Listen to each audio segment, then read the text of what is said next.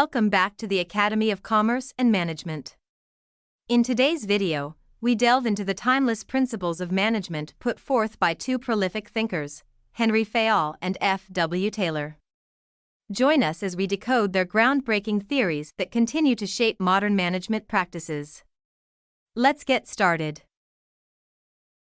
Before we dive into the principles of management, it's essential to understand what is principle in management. Principles of management are basic activities that can help you plan, organize, and control operations at work. They provide leadership to human efforts so that they achieve set objectives efficiently. Next, let us discuss two major principles of management, that is, Henry Fayol's principles of management and F.W. Taylor's principles of management. Before discussing their principles, it's essential to understand the significance of these visionary minds. Henry Fayol is popularly known as the father of general management or modern management. Fayol was born in France in 1841. He graduated in 1860 as mining engineer and joined a French mining company in the same year. He worked as a junior executive in the company from 1860 to 1892. Thereafter, he was promoted as the general manager of the company. In 1898, he was appointed as the chief executive. Fayol's managerial excellence raised the company from a loss accumulating one into a flourishing organization. After his retirement in 1916, he devoted himself for writing books on management principles and practices. His popular book was Administration Industrielle et Générale, French, later translated into English as General and Industrial Management. Fayol concentrated more at top level. Fayol developed 14 principles of management. And F.W. Taylor is known as the father of scientific management. He born in 1856 and started his career as an engineering apprentice in a small machine-making shop in Philadelphia in 1876. He retired as the chief engineer of Midvale Steel Works. After retirement, he worked as a management consultant. He conducted studies and experiments in scientific management for 2 decades. Henry Fayol's principles, often referred to as the classical school of management, feature a comprehensive framework that guides managers in their decision-making process. These principles include: Number 1, division of work. The object of division of work was specialization. The more people specialize, the more they can work efficiently. The work of all kind should be subdivided and allotted to a number of persons. This makes each task simpler and easier to perform and results in greater efficiency. By doing a small part of work repeatedly, the individual acquires speed and perfection. This helps to avoid waste of time and effort by changing from one work to another. Number 2, parity between authority and responsibility. Authority is the right to give orders and power to exact obedience. Responsibility means obligation to perform the work in the manner desired and directed by authority. According to this principle, authority and responsibility are coexisting. If authority is given to a person, he should also be responsible. Similarly, if anybody is made responsible, he should be given sufficient authority for getting the work done. Number 3, discipline. Discipline means obedience, respect of authority, and observance of established rules. Members in an organization, workers as well as management people, need to respect rules and agreement that govern the organization. According to Fayol, good supervision, clear rules, built-in system of reward and punishment helps to maintain discipline. Number 4, unity of command. Each employee must receive instruction about a particular operation from only one superior. When an employee is answerable to more than one superior, conflict in instruction and confusion of authority would result.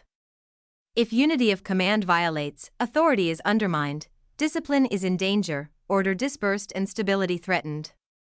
Number 5, unity of direction. There should be one head and one plan for a group of activities having same objective. Each group of activities with the same objective must have one plan of action and must be under the control one manager. Fayol observed that without unity of direction, unity of action, coordination of strength and focusing of effort cannot be achieved. Number 6. Subordination of individual interest to general interest. Employees must realize that the general interest of the organization is more important than their self-interest. When there is a conflict between individual interest and organizational interest, the latter must prevail. Number 7. Remuneration of personnel. Remuneration should always be fair and reasonable. It should afford maximum satisfaction to both employer and employee. Number 8. Centralization. Centralization means concentration of authority in the hands of a few, which is top management. Decentralization means delegation of authority to lower levels. Everything which goes to reduce the importance of subordinates' role is centralization, and everything which goes to increase the importance subordinates' role is decentralization. Fayol opined that an organization should strike a balance between centralization and decentralization. Number 9. Scalar chain. It refers to the chain of superior ranging from the ultimate authority to the lowest ranks. According to Fayol, communication should pass through scalar chain. Scalar chain has two main limitations. Number 1. A good quantum of time is required from the communication to reach the destination, and, number 2, probability of distortion of message in the course of its transmission. To overcome these limitations, Fayol has suggested the gangplank for quick communication. Number 10. Order. This principle insists on right man in the right job and right material in the right place. Fayol says that there should be a material order and social order in the organization. Material order means a right place for everything and everything in its place. It is the arrangement of things properly.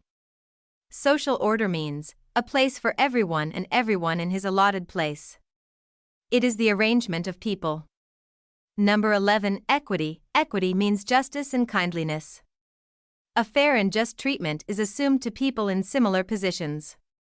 Superior should be impartial while dealing with their subordinates, and favoritism and nepotism must be avoided. Equity is essential to maintain cordial relations between managers and employees. Number 12. Stability in the tenure of personnel. Managers and workers should not be shifted frequently from their positions. A person needs time to adjust himself to new work environment. Number 13. Initiative. It implies the power of thinking out and executing a plan. Employees at all levels should be given opportunities to take initiative in work-related matters. And, number 14, esprit de corps zero. Our union is strength. It means the spirit of loyalty and devotion to the group to which one belongs. There should be cooperation and team spirit among the members of the organization.